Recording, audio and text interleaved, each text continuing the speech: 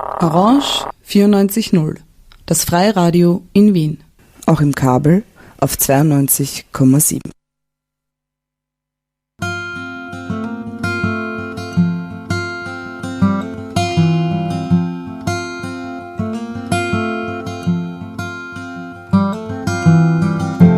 Zeig mir ein kleines Stück Veränderung. Und zeig mir Musik, die ich nicht kenn. Und zeig mir, dass es sich noch lohnt, so alten Träumen nachzurennen. Und zeig mir ein Licht in all der Dunkelheit.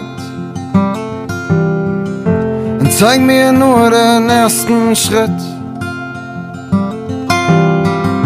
Und zeig mir, wohin mein Weg mich führt.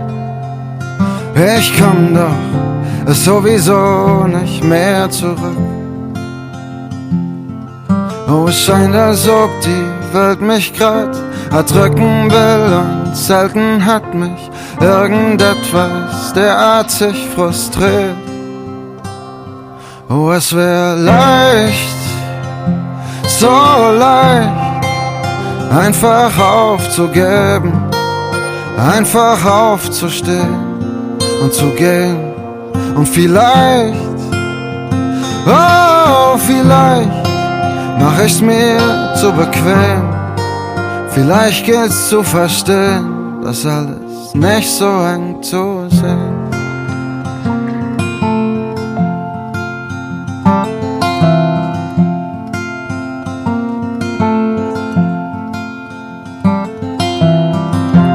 Komm, zeig mir, dass ich noch gehen kann.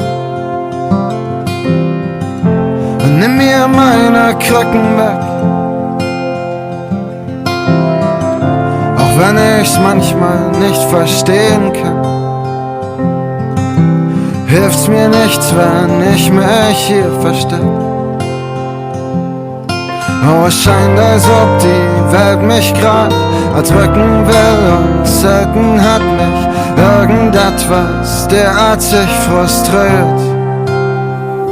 Oh, es wär leicht, so leicht, einfach aufzugeben, einfach aufzustehen und zu gehen. Und vielleicht, oh, vielleicht mach ich's mir zu bequem. Vielleicht gilt's zu verstehen, dass alles nicht so eng zu sehen.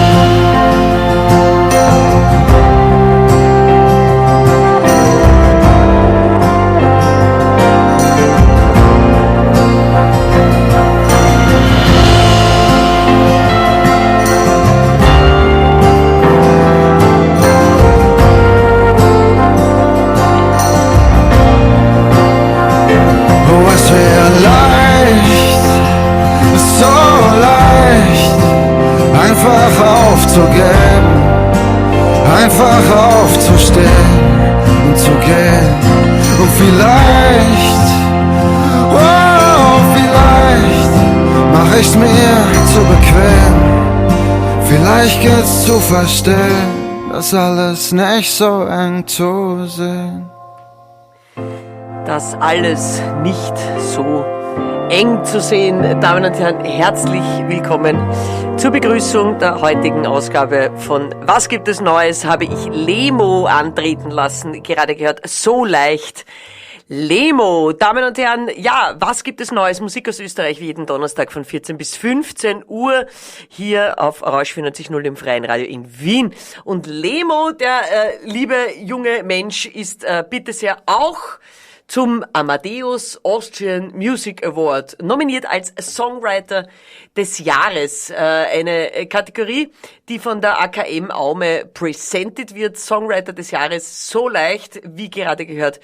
Lemo nominiert. Außerdem Heimkunst von Bernhard Speer und Christopher Seiler und bitte auch Rocketsman ist nominiert. wie auch, um die Nominierungen zu vervollständigen, Brücken zum Mond von Tagträumer und Feierfanger, ja, Feierfanger von den lieben Krautschädel. Und der Amadeus Music Award ist unter www.amadeusawards.at für euch nachzulesen. Da könnt ihr schauen, wer sonst in den anderen Kategorien noch so aufgestellt ist und wen ihr natürlich wie alle Jahre wieder Holodaro voten könnt. Welch schönes Wort, voten. Bis, weiß ich nicht, Ende Februar, glaube ich, kann man voten.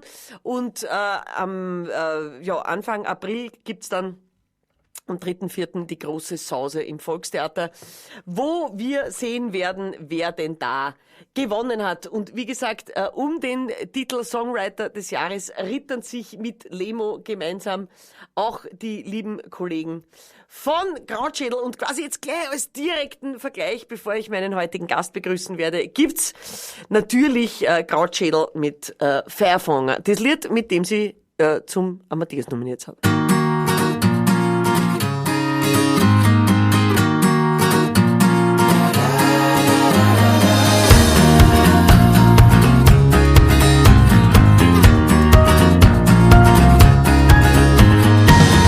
Baby, du bist wüt, du bist so wüt, wie du mich bewegst und mit mir spürst. Ja, ich kann verstehen, es wird nie mehr sein, so wie vor dem Überfall auf mein Herz. Aber es ist schon wieder so lang her, ich will wieder hoch mit dir und feiern von Erfolg und fliehen bei allem, was uns lieb ist. Lasst uns einmal nur riskieren. Oh, lasst uns feiern von Erfolg. Oh, oh, oh, oh. Feiern von Erfolg. Oh, oh, oh. Baby, irgendwann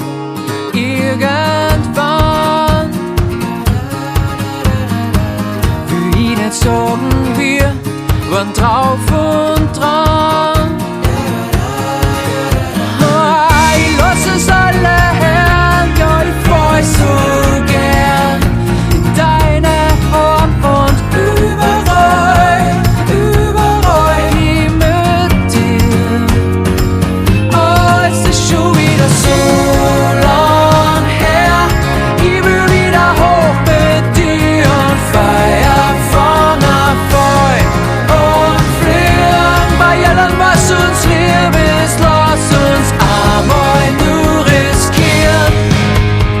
Hey, ich will endlich wieder hoch. Hey, und feiern von Erfolg.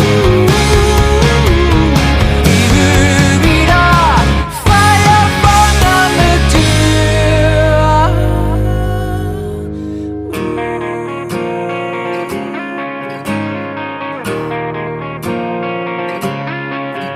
Hey!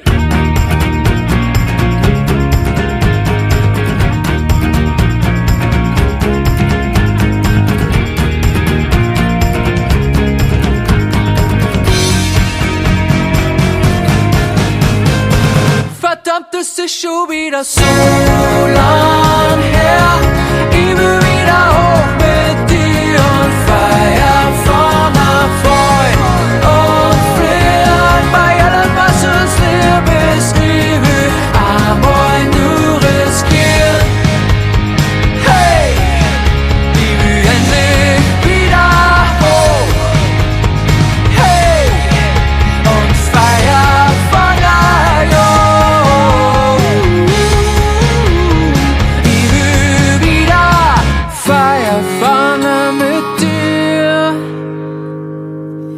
da jemand Feuerfanger mitten im Winter? Die Temperaturen, Damen und Herren, sprechen für baldiges Feuerfangen. Na, es wird wieder kalt am Wochenende. Wurde uns vorausgesagt. Krautschädel sind das Feuerfanger und Feuerfanger ist nominiert, besser gesagt, der Songwriter ist nominiert von Feuerfanger. Das ist nämlich der liebe Mölki, der Frontman, für den Song des Jahres, Songwriter des Jahres, so ist es richtig, Feuerfanger. Die Amadeus Music Awards werden am 3.4. im Volkstheater wieder über die Bühne gehen. ATV wird übertragen und ihr könnt jetzt schon auf www.amadeusawards.at in den jeweiligen Kategorien euren Liebling raussuchen und wie hast du schön voten. Also wählen, anklicken, sagen, den finde ich oder die finde ich am allerbesten. Die sage ich absichtlich, Gott sei Dank sind sie dabei geblieben und haben die Rubrik Künstlerin des Jahres belassen. Ja, das war ja eine Zeit lang weg. Jetzt ist es wieder hier, wie es draufgekommen sind. Super, das sind überhaupt keine Frauen mehr. Haben sie es endlich wieder eingeführt und darf heuer auch gerne wieder von euch abgestimmt werden. Wer neugierig ist, erzähle ich jetzt nicht, wer da alles nominiert ist, schaut's doch selber nach www.amadeusawards.at und während ihr nachschaut, lasst den Radio aufgedreht. Ihr habt richtig gewählt. Orange 94.0, Musik aus Österreich, wie jeden Donnerstag von 14 bis 15 Uhr. Von meiner einer präsentiert, Birgit Denk mein Name, und ich freue mich sehr, eine junge Dame neben mir begrüßen zu dürfen, die mit mir jetzt die nächste Dreiviertelstunde hier bestreiten wird. CD ist mit, sie ist da, es ist also quasi alles vorbereitet. Ich freue mich sehr. Herzlich willkommen, Julia Malischnik. Servus, Christi. Hallo, servus. Servus, grüß dich. Du bist angereist. Aus Linz, ja, eine Weltreise. Eine Weltreise, bist du mit den öffentlichen Verkehrsmitteln Aber unterwegs? Selbstverständlich im Sinne des Umweltschutzes. Das ist sehr lieb von dir. Das heißt, du bist Linzerin? Nein, ich bin Kärntnerin. Man hört's doch. Ja, ich lasse es ja immer wieder sehr deutlich Das und mit schön. Stolz durchhören. Ja, du bist eine ausgewanderte Kärntnerin. Ich bin eine wandernde Eine wandernde Kärntnerin. Kärntnerin. Weil du bist ja nicht nur, dass man sagt, so jetzt wohnst du in Linz und kommt extra nach Wien jetzt um mit uns eine Stunde zu verbringen, sondern du bist schon im Laufe deines Lebens, deine Vita beweist es, eine vielgereiste. Wo hat's dich denn bis jetzt überall so herumgeschlagen? Naja, in Wien habe ich ja zunächst einmal viele, viele Jahre verbracht mit meinem Studium. Das ist ja schon eigentlich eine zweite Heimat von mir durch das Studium geworden. Linz ist halt jetzt mein momentaner oder aktueller Lebensmittelpunkt, weil ich ja dort auch für das Landesmusikschulwerk und für die Fachgruppe Zupfinstrumente im Landesmusikschulwerk verantwortlich bin. Das klingt immer so arg, so Sachen, oder? Ja, es klingt arg. Fachgruppenleiterin. Mir gefällt gut, Fachgruppenleiterin Zupfinstrumente. Ja, das ist ein großes Feld. Da zählt Gitarre, Hackbrett, Harfe, E-Gitarre, E-Bass, Mandoline, Balalaika, Sass. Also ich habe ein riesengroßes Instrumentarium. Harfe. Ja, also Genau. alles, was man mit den Fingern Alles, was man anzupft. zupft, genau. Nicht streicht, sondern zupft. Und Instrument muss sein, darum haben sie das extra noch dazu dann da. Also quasi Wimpern zupfen oder was? Das zählt nicht. Das zählt. Oh, Wimpern, Augenbrauen, um Gottes Willen, wer zupft sich schon die Wimpern aus? Die Krautschädel in ein Lied, aber ist ja wurscht. Die Augenbrauen zupfen wir, aber das gilt nicht als Instrument. Nein, Auch wenn man noch so sangesfreudig dazu schreit, weil es weh tut, gilt's auch nicht. Nein. Nein. Was macht man da so als Fachgruppenleiterin Zupfinstrumente? Naja, es gibt erstens einmal, es gilt, die Lehrer zu betreuen, es gilt immer wieder auch Festivals ins Leben zu rufen, so wie zum Beispiel heuer wird wieder zum 4. Male mittlerweile das 4. Vielseiten-Festival in der Landesmusikschule in Wels im November, 18. bis 19. November stattfinden, wo sich alle diese Instrumente begegnen werden, die Lehrer sich auch begegnen werden, Workshops, Konzerte, Vorträge, Tagungen stattfinden werden an 2 Tagen und einfach ganz viel Berührungspunkte innerhalb dieser Instrumente stattfinden. Und es ist einfach ein riesengroßes Zupfinstrumente-Battle quasi fast schon. Ja, quasi, aber im positiven Sinne. Gibt's da unter den Zupfinstrumentenspielerinnen und Spielern, gibt's da so ein Ranking? Man weiß ja so, bei den klassischen Instrumenten ist sowas, die Bratsche wird ein bisschen schief angeschaut oder in der Rockformation ist der Schlagzeuger meistens der mit dem nicht besten Stand, wo man sagt, na ja, der Bumchak oder so. Gibt's da auch so eine inoffizielle natürlich ganz garstige, aber doch stattfindende Reihung, dass man sagt, Gitarre ist besser als... Na, besser, vielleicht nicht unbedingt besser, aber beliebt, dass die Gitarre einfach zu den beliebtesten Instrumenten nach wie vor zählt. Das beweisen nicht nur die Wartelisten in sämtlichen Musikschulen, Gott sei Dank, sondern einfach auch, die Beliebtheitsskala. Also die Gitarre ist einfach ein Instrument, was in so vielen verschiedenen Bandbreiten eingesetzt werden kann, wie eben nicht jedes andere Instrument, und ist halt trotzdem auch von der Größe her ist einfach irgendwo perfekt. Man kann es mitnehmen, handlich, kompakt. Es klingt gleich einmal was, man kann sich selber begleiten und singen, man kann in einem Orchester spielen, man kann mit anderen Instrumenten gemeinsam in kammermusikalischen Austausch treten, man kann eben auch als Solist in einem Orchester spielen. Also man kann in einer Band spielen, man kann sich mit verstärkten und nicht verstärkten Instrumenten begegnen. Es ist ein wahnsinnig großes Gebiet. Und Sie haben es natürlich jetzt unschwer erraten für alle, die vor den Radiogeräten gebannt sitzen und der Julia lauschen, dass sie natürlich als ihr ersten Lieblingsinstrument die Gitarre hat. Also man hört's natürlich raus, wenn du darüber erzählst. Aber ist jetzt so, dass weiß ich nicht, momentan glaube ich ist so diese Ukulele wieder sehr, sehr angesagt. Viele junge Menschen spielen Ukulele. Wird dann von der Gitarristin der Ukulelenspieler doch ein bisschen schief angeschaut oder sagt man, was ist denn das für ein tolles Instrument und wie schön klingt denn das? Na, selbstverständlich. Also ich leite ja selber in Millstatt zum Beispiel das Gitarrenfestival, wo eigentlich die Gitarre im Zentrum steht, aber mir es immer wichtig ist, ganz, ganz, ganz viele Familienmitglieder der Zupfinstrumente vorzustellen. Und zum Beispiel haben wir da vor 2 Jahren den Avi Avital, den aktuell derzeit most on vogue bekanntesten Mandolinenspieler gespielt, in einem Konzert eben eingeladen gehabt. Letztes Jahr den Orvar Sale, diesen fantastischen Ud-Spieler, der von Damaskus nach Linz ausgewandert ist und jetzt gerade wirklich die ganzen Konzerthäuser begeistert mit seinem virtuosen Ud-Spiel. Und als Gitarristin kann ich nur von meiner Warte aus sagen, bin ich einfach immer fasziniert von den anderen. Egal, ob das Ukulele, ob das Mandoline, ob das Balalaika, ob das Saz, ob das Ud ist, also gerade, ob das die Laute ist. Gerade von den anderen Instrumenten kann man sich doch die größte Inspiration holen. Und dieses Statement der letzten 30 Sekunden könnte man doch gleich auf die ganze Menschheit umlegen. Das würde mir gut gefallen. Dass man sich nicht nur die Balalaika oder die Ud anhört, wenn man davon lernen kann, sondern auch von denen, die spielen und aus diesen Ländern kommen, wo die Instrumente her sind.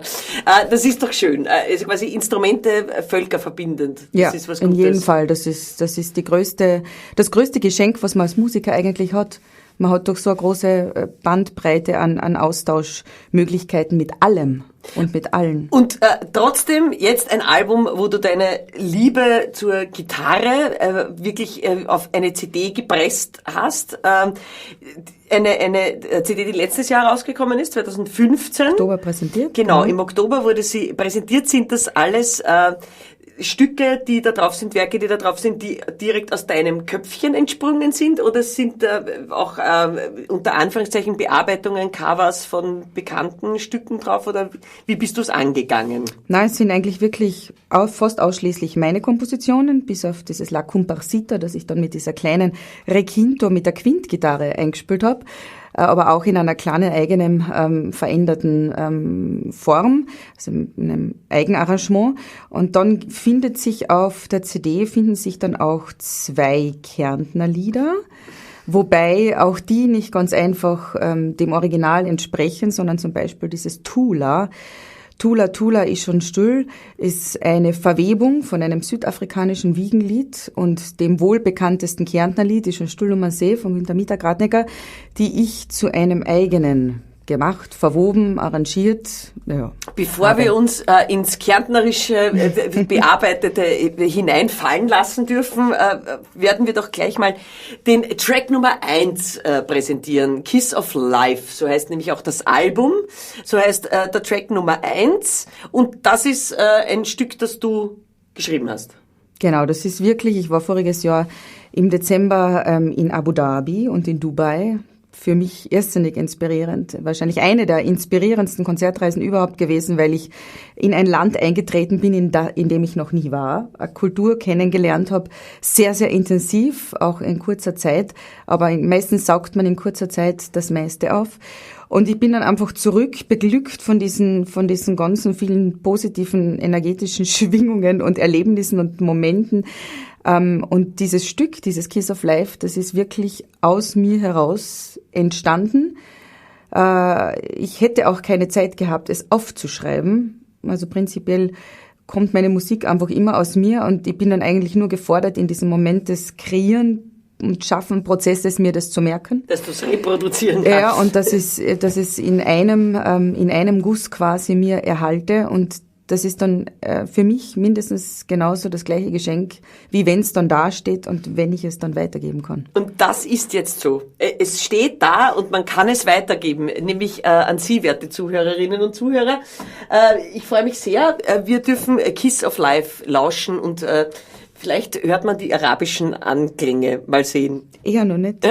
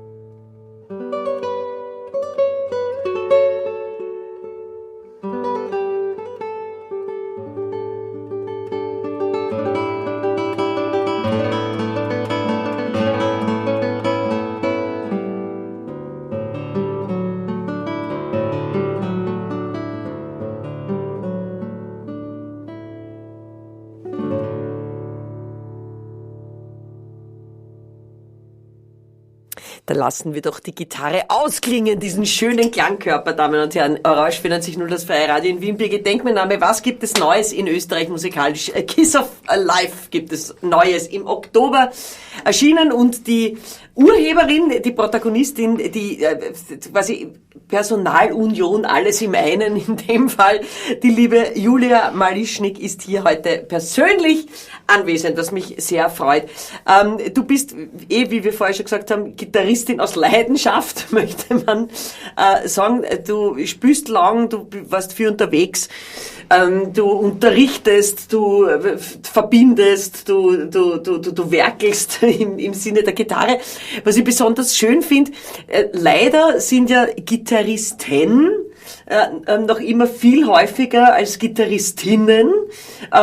Ich finde es immer total witzig, man sieht immer, wenn jemand sagt, ich bin Musiker, schaut man normalerweise auf die Finger und auf die Hände, besser gesagt, auf beide, und erkennt dann sofort immer, wenn es ein Gitarrist ist, weil rechts lange Fingernägel, links kurze. Bei Frauen sieht man das selten. Mir ist bei dir jetzt sofort aufgefallen, weil ich dachte, schau, links brav abgeschnippelt und rechts brav zum Spielen lang gewachsen. Ist das als Frau unangenehmer? Ich meine, das ist eine blöde Frage, aber dass man sagt, ich habe nicht zwei schöne Hände, sondern eines kurz und eines lang und sie sind nicht gleich? Oder bringe die da jetzt auf was? Na, überhaupt nicht. Nein. Man wird schon immer wieder mal gefragt, also für den das ganz neu ist das auffällig vielleicht. Für uns Gitarristen ist das absolut normal, mit dem beschäftigt man sich gar nicht mehr. Es ist eher die Herausforderung, dass man immer wieder sich einfach um seine Nägel kümmern muss, mit der Nagelpflege. Aber so hat jeder was anderes. Der Sänger muss permanent schauen, dass er ja nicht verkühlt wird und dass er seine Stimme schont.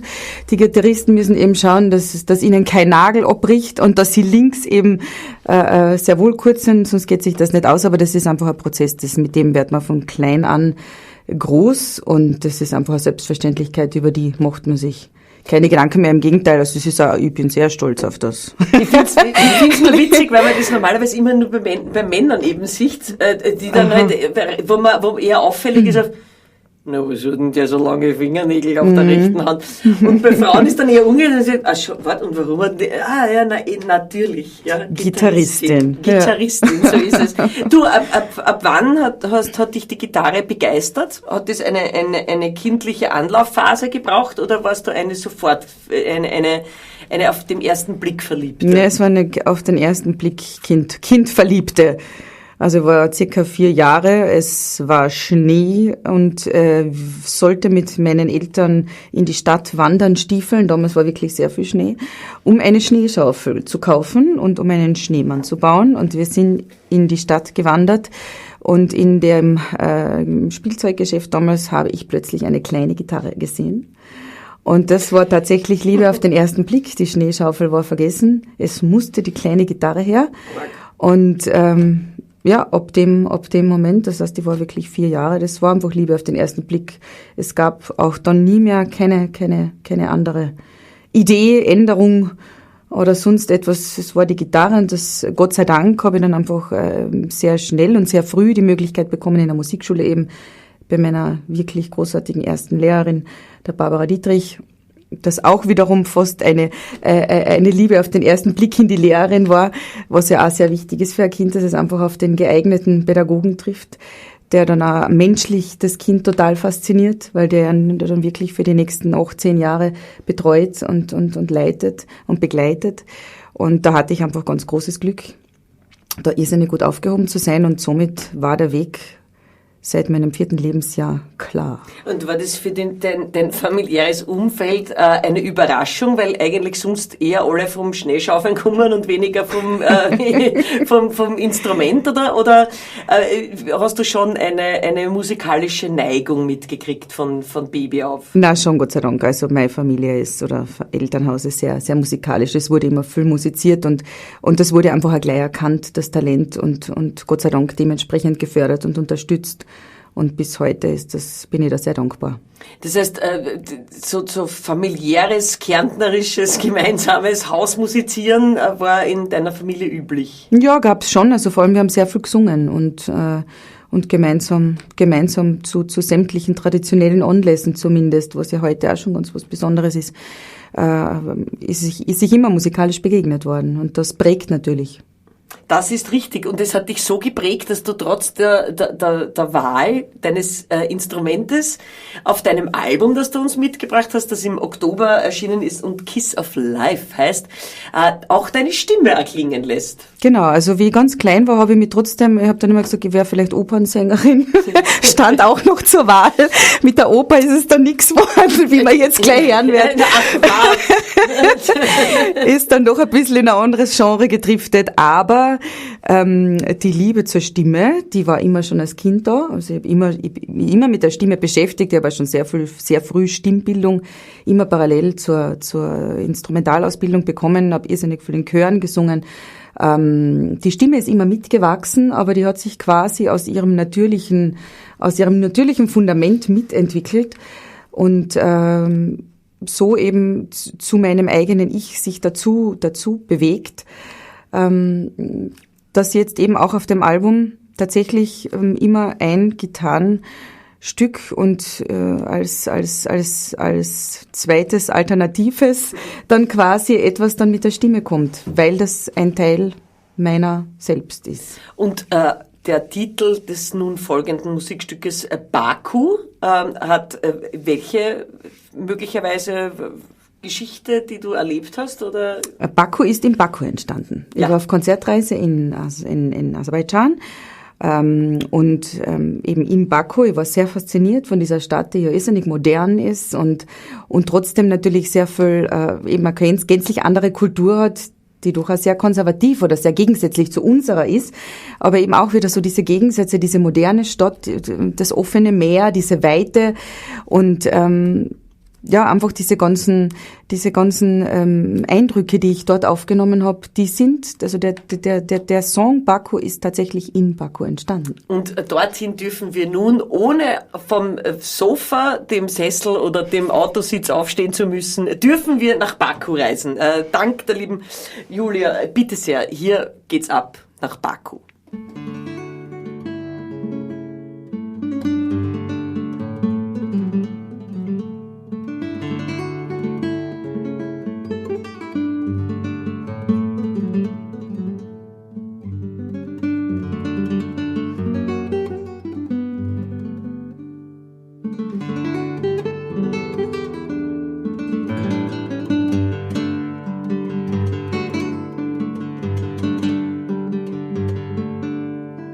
Horizons fade in and horizons fade out. You've just met a friend, but he turns out to be not. Your suitcase is packed, your heart's filled with thoughts. You cherish the day and you let yourself go.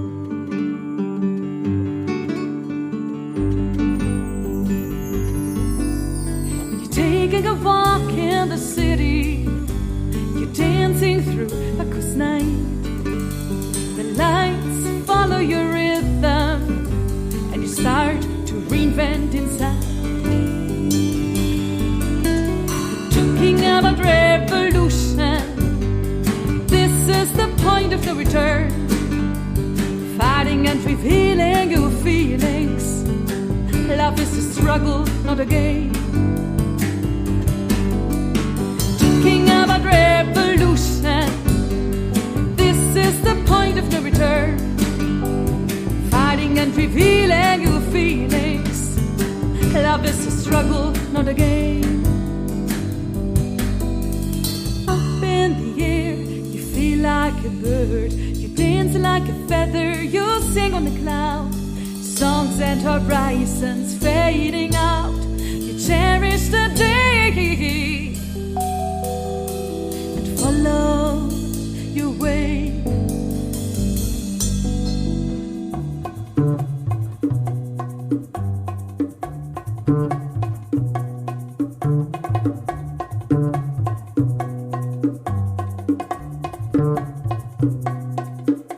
When you're taking a walk in the city, you dancing through Baku's night. The lights follow your rhythm, and you start to reinvent inside. Talking about revolution, this is the point of the return. Fighting and revealing your feelings. Love is a struggle, not a game. Talking about revolution, this is the point of the return. Fighting and revealing your feelings. Love is a struggle, not a game. Stay with me here in heaven. Dance with me through the night. Let me be your horizon. Let me illuminate your sky. Talking about revolution, this is the point of no return. Fighting and revealing your feelings. Love is a struggle, not a game. Love is a struggle, not a talking about revolution. This is the point of no return. Fighting and revealing your feelings. Love is a struggle, not a game. In Baku's name.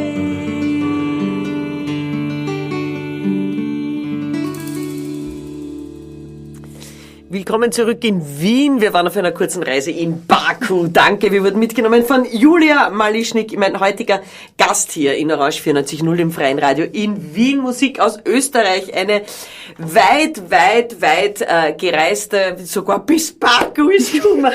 Und wieder zurück. Und wieder, das ist das Wichtigste. Das ist das Wichtigste. Und wieder zurück.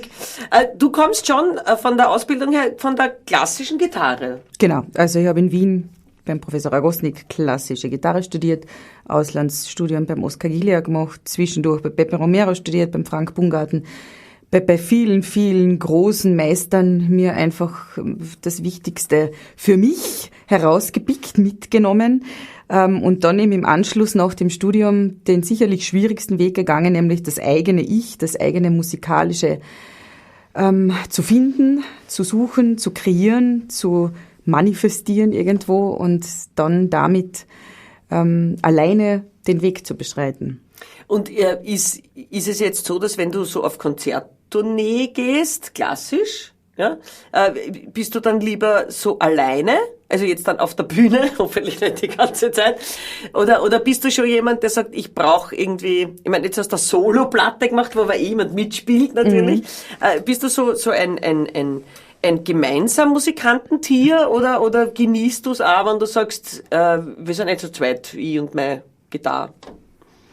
Nee, es ist immer, es gibt einfach viele Formen, das ist ja das Schöne. Ich habe die Möglichkeit, mit meiner Gitarre Solokonzerte zu spielen. Mit dem bin ich groß geworden, da fühle ich mich überhaupt nicht alleine, weil ich ja mit dem Instrument und mit meinem Ich bin und im Gegenteil, es ist ganz wichtig, dass man mit sich selbst alleine sein kann, denn sonst schafft man das ja nie. Und das ist eigentlich ein großes Geschenk, wenn man das hat, diese starke Verbindung zum Instrument und zur Musik, da fühlt man sich nicht alleine. Natürlich ist es was anderes, mit der ganzen Band auf der Bühne zu stehen, weil man ein Team hinter sich hat, weil man einfach eine Unterstützung von links und von rechts und von hinten und von vorne hat und gemeinschaftlich ja irgendwie musizieren muss und gemeinschaftlich auf der Bühne steht und was produziert.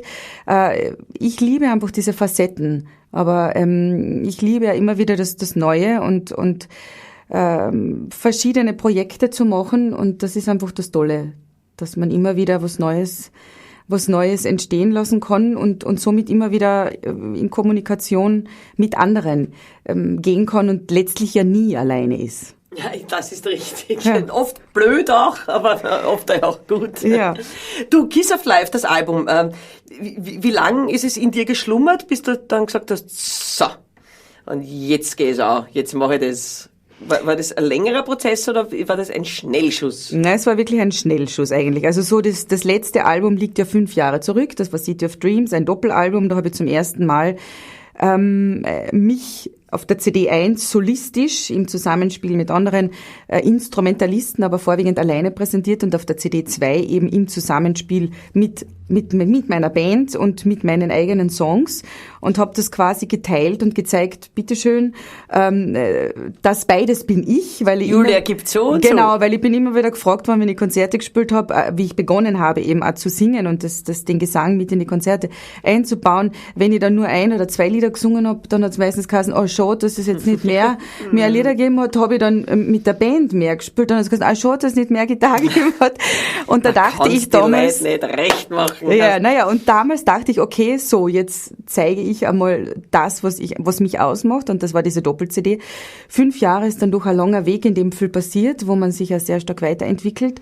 Und wie ich eben von Abu Dhabi und Dubai zurückgekommen bin, da ist so viel entstanden an neuen Stücken, an neuen Ideen, an neuem Impuls irgendwo, dass dann im Februar letzten Jahres dieser Impuls plötzlich ganz schnell einfach da war und ich wusste, jetzt ist der Moment, ich muss es jetzt machen. Und es ist dann auch ganz schnell aufgegangen und ich durfte eben im Festspielhaus in Erl, in diesem wunderbaren Saal, meine Solostücke aufnehmen. Und den zweiten Teil mit der Band haben wir in Wien dann aufgenommen. Also auch das war ja eine Herausforderung, 2 verschiedene räumliche Aufnahmequalitäten quasi auf einer CD wieder zu spiegeln, zu vereinen. Und dennoch, glaube ich, ist es irrsinnig gut gelungen. Ja, es ist einfach irgendwo, das eine gibt sich dem anderen, glaube ich, musikalisch die Hand. Wo können die werten Zuhörerinnen, die sagen, das will ich doch haben, wo kriegen sie die CDs, die im normalen Fachhandel erhältlich? Downloads, soll man dir persönlich eine E-Mail schreiben? Wie gehen wir es an? Es gibt viele Wege, die zu Kiss of Life führen.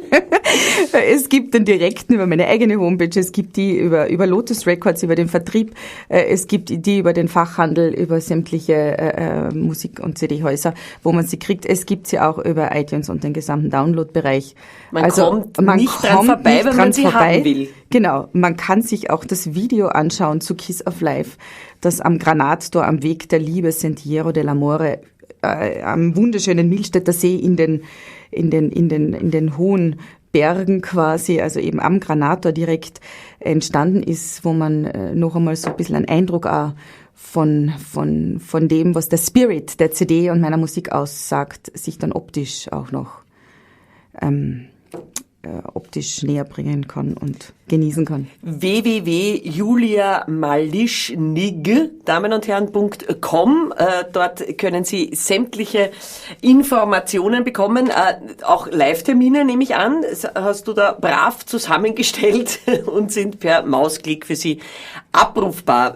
Wir hören uns natürlich noch gern ein Liedchen an von der CD. Was würdest du denn jetzt so, um auch die Vielfalt der CD oder deiner Person in dem Fall ja auch, weil du ja schon erklärt hast, dass da viel von dir drinsteckt, was würdest du denn vorschlagen, was können wir uns auch hören?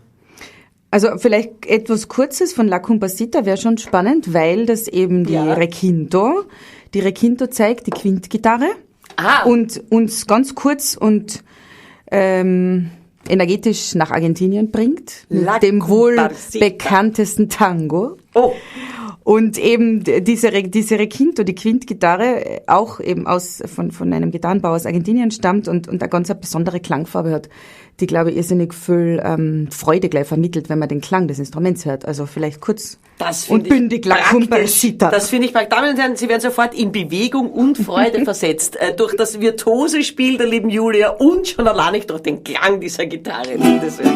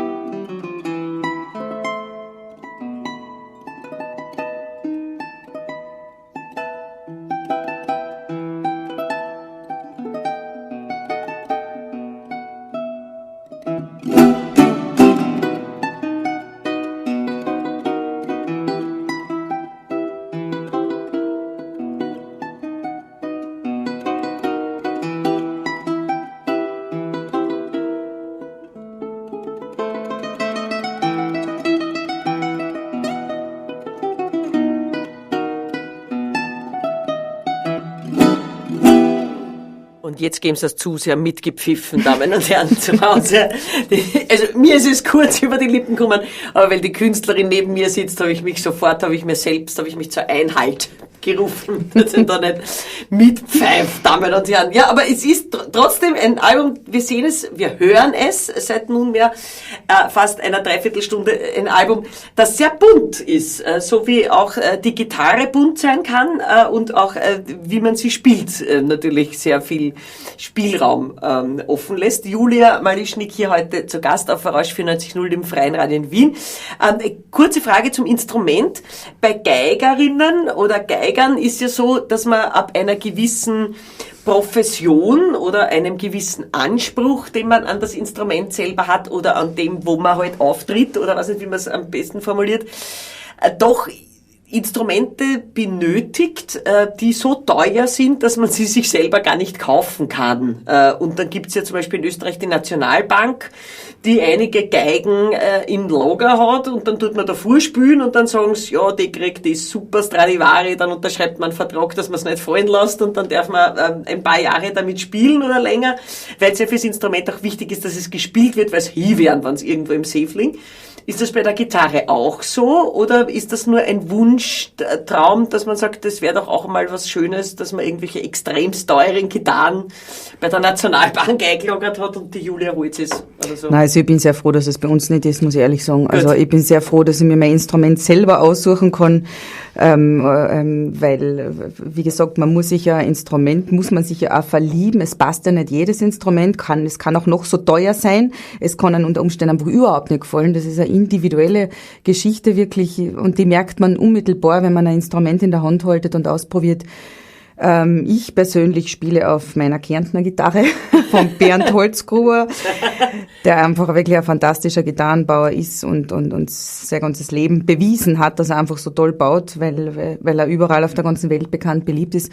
Und ich habe eben 3 Instrumente von ihm und spiele auf eines ist einfach mein Lieblingsinstrument.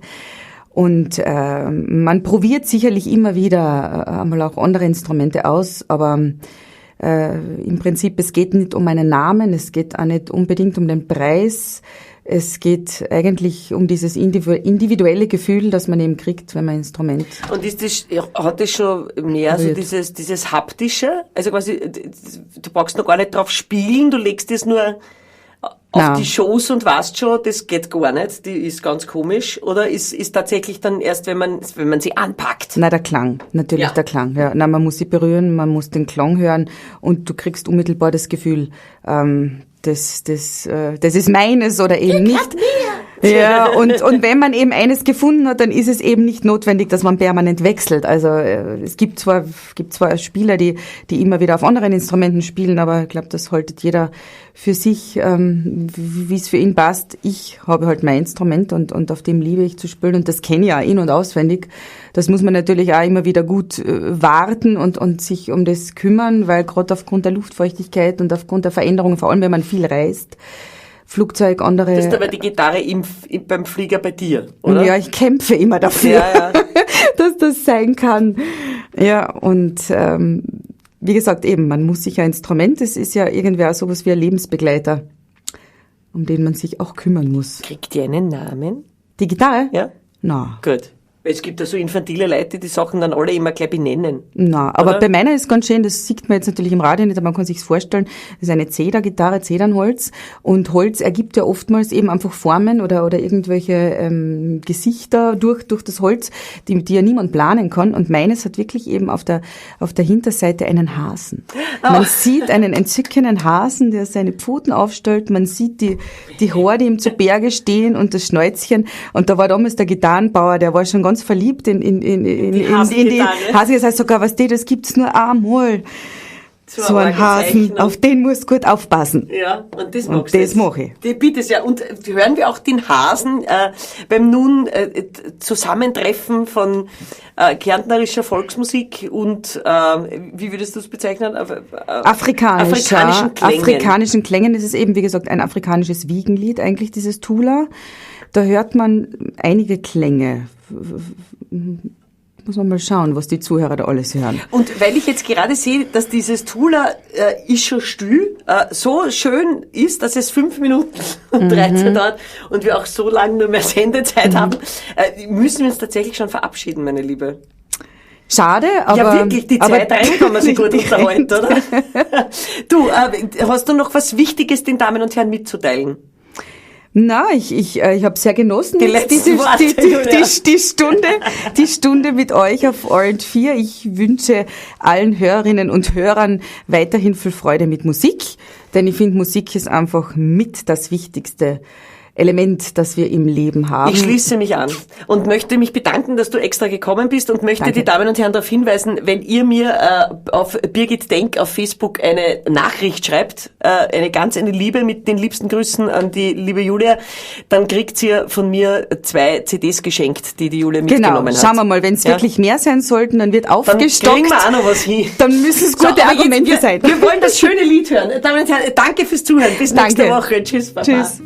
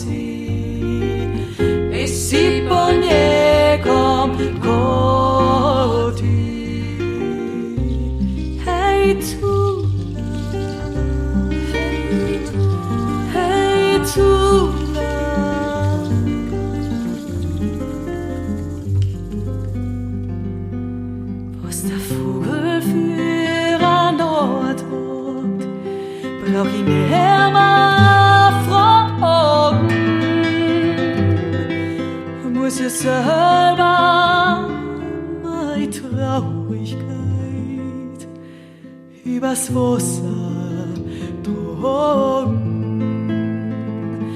muss ich selber meine Traurigkeit übers Wasser tragen.